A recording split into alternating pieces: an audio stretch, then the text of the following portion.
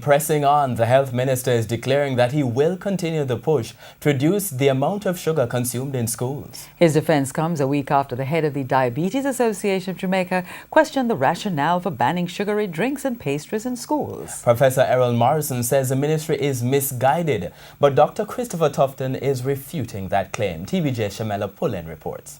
The government's message on reducing sugar consumption taking a battering last week after head of the Diabetes Association of Jamaica, Professor Errol Morrison, said it was misguided.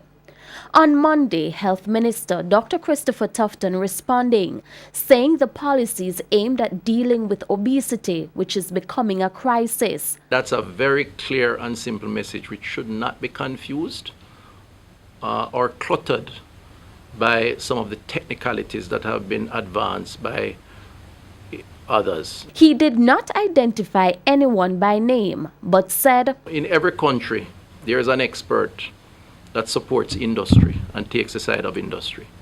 That's not unique to Jamaica, and we're very aware of that, because the fight or the struggle to support health and wellness does impact the interests of some. He said the government expected the debate and welcomes it. It really should not deter us from identifying what the facts are. The facts are we have to deal with the obesity issue. The facts are excessive consumption of sugar is bad. We're not saying no sugar at all, it's excessive consumption.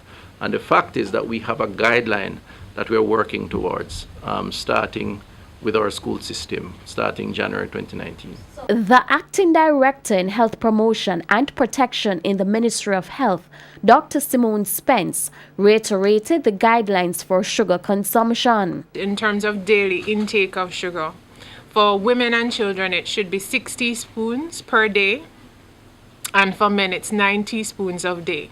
And we have to remember that sugar is in everything that we eat. She said the aim is to ensure people do not consume much sugar at one go, pointing out some beverages have twice the recommended daily allowance. It's not that there is a total ban on all sugar-sweetened beverages in schools.